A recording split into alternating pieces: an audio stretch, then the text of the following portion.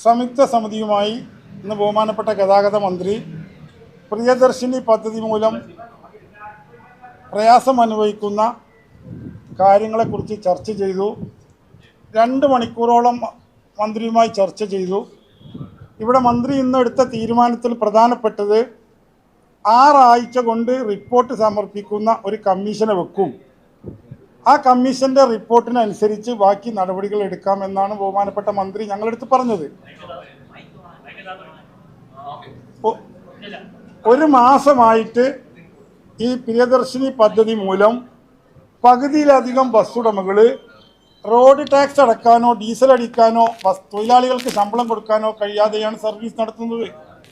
ഇനി 1.5 മാസം കഴിഞ്ഞ് ഒരു റിപ്പോർട്ട് കിട്ടി, അതിനുശേഷം ഗവൺമെൻറ്റിൻ്റെ അടുക്കൽ നിന്ന് വല്ല നടപടികളും ഉണ്ടായ അതുവരെ ഞങ്ങളുടെ ഉടമകൾക്ക് സർവീസ് നടത്താൻ കഴിയാത്തൊരു സാഹചര്യമാണ് നിലവിലുള്ളത്. എങ്കിലും ബഹുമാനപ്പെട്ട മന്ത്രി ഇന്നൊരു ചർച്ച നടത്തിയതിൽ നിന്ന് ഒരു തീരുമാനം അറിയിച്ച സാഹചര്യത്തിൽ ഞങ്ങളുടെ ബസ് ഉടമകളുമായി 2 ദിവസത്തിൻ്റെ ഉള്ളിൽ ഒരു കൂടിയാലോചന യോഗം നടത്തി. ഭാവി പരിപാടികൾ ഞങ്ങൾ പല സമര പരിപാടികളും ആസൂത്രണം ചെയ്തിരുന്നു. ഇപ്പോൾ സെക്രട്ടേറിയറ്റിന് മുമ്പിൽ ധർണ, അതുപോലെ കലക്ട്രേറ്റിന് മുമ്പിൽ ധർണ, അതുപോലെ ഇപ്പോൾ നിങ്ങൾക്കറിയാലോ 5-6 ജില്ലയിലെ സൂചനാ സമരങ്ങൾ നടന്നു. അതുപോലെ തന്നെ ഒരു അനിശ്ചിതകാല സമരത്തിൻ്റെ ഒരു കാർമേഘം അങ്ങനെ കിടക്കുകയായിരുന്നു.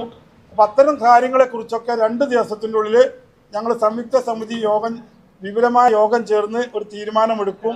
അതുവരെ ഇപ്പോൾ തൽക്കാലം ഒരു ബസ് നിർത്തിയുള്ള സമരവുമായിട്ട് ഞങ്ങളിപ്പോൾ തൽക്കാലം മുന്നോട്ട് പോകുന്നില്ല. പക്ഷേ 2 ദിവസത്തിനുള്ളിൽ അതേക്കുറിച്ച് ഞങ്ങളൊരു തീരുമാനമെടുക്കും. മറ്റ് പ്രതിഷേധ പരിപാടികൾ ഇപ്പോൾ തീരുമാനിച്ച പ്രതിഷേധ പരിപാടികൾ എന്ത് വേണമെന്നുള്ളത് ഞങ്ങൾ ഇന്ന് വൈകുന്നേരം തന്നെ കൂടിയാലോചിച്ച് തീരുമാനമെടുക്കും. അത്രേ ഇതേക്കുറിച്ച് പറയാനുള്ളൂ. അത്രേ ഉള്ളൂ, വേറെ പ്രത്യേകിച്ചൊന്നുമില്ല. ഇത്തരത്തിലുള്ള കമ്മീഷനുകൾ വെച്ച് സർക്കാർ പല കാര്യങ്ങളും ഞങ്ങളോട് പറഞ്ഞിരുന്നു. വിദ്യാർത്ഥികളുടെ യാത്രാ നിരക്ക് വർധനവും രാമേന്ദ്രൻ കമ്മീഷൻ റിപ്പോർട്ട് ഉൾപ്പെടെയുള്ള പല കാര്യങ്ങളും പറഞ്ഞിരുന്നു. ഇപ്പൊ തന്നെ 30% ബസ്സുകൾ വെന്റിലേറ്ററിലാണ്. അതാണ് ഇപ്പൊ സ്ഥിതി.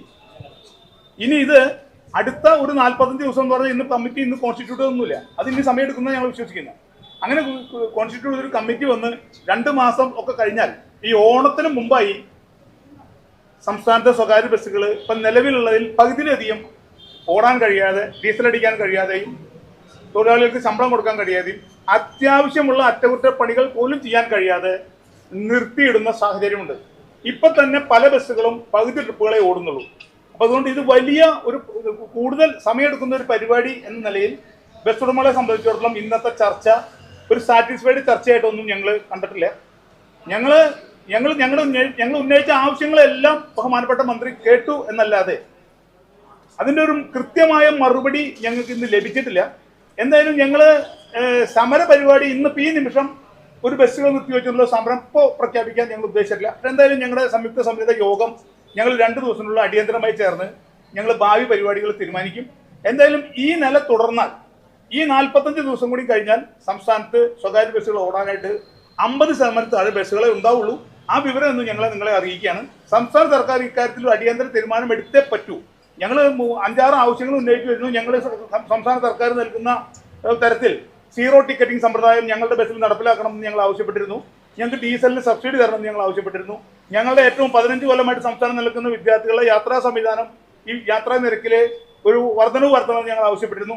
ഇത്തരം കാര്യങ്ങളൊക്കെ ഞങ്ങൾ സർക്കാരിന് മുമ്പിൽ വെച്ചു.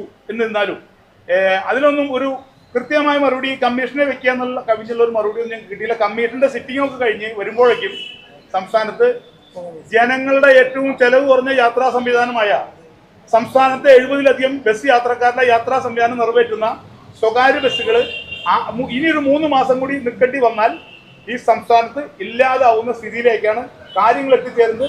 ഗവൺമെന്റ് അക്കാര്യം ഈ പറയുന്ന 6 ആഴ്ച എന്നുള്ളത് പുനഃപരിശോധിച്ചുകൊണ്ട് അടിയന്തരമായി ഒരു നടപടി എടുത്തില്ലെങ്കിൽ ഞങ്ങൾ ഭാവി പരിപാടികൾ ഇന്ന് തന്നെ തീരുമാനിക്കാനാണ്, ഇന്നും നാളെയായിട്ട് ഞങ്ങൾ തീരുമാനിക്കാനാണ് പറഞ്ഞത്. ഇപ്പോൾ ഒരു സമര പ്രഖ്യാപനം ചർച്ച കഴിഞ്ഞ് ഇറങ്ങി വന്ന് ഞങ്ങൾ സമര പ്രഖ്യാപനം നടത്തുന്നില്ല. ഞങ്ങൾ ആലോചിച്ച് ഉടനടി തീരുമാനം പറയും എന്നത് കേരളത്തിലെ മുഴുവൻ സ്വകാര്യ ബസ് ഉടമകൾക്കും വലിയ ആശ്വാസമായിരുന്നു.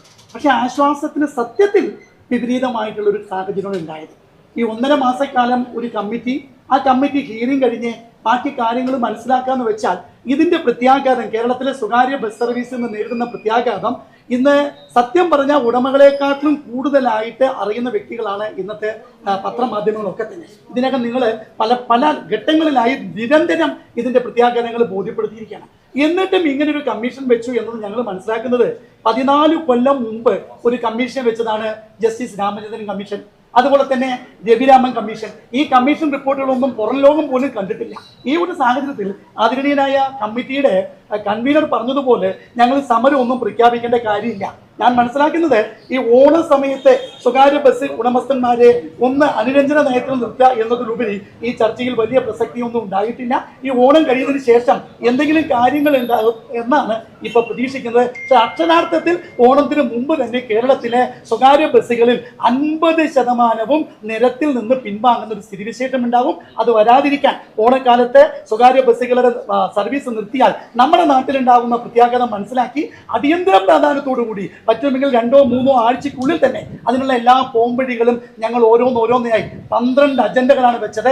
ആ അജണ്ടകളിൽ പ്രധാനപ്പെട്ട ഓരോ കാര്യങ്ങളും കൃത്യമായി ഗവൺമെന്റിന് ബുദ്ധിമുട്ടില്ലാത്ത വിധത്തിൽ ഒരുപാട് കാര്യങ്ങൾ ഞങ്ങൾ പോയിന്റ് ഔട്ട് ചെയ്തിട്ടുണ്ട്. ആ പോയിന്റ് ഔട്ട് നടപ്പാക്കി തരണം.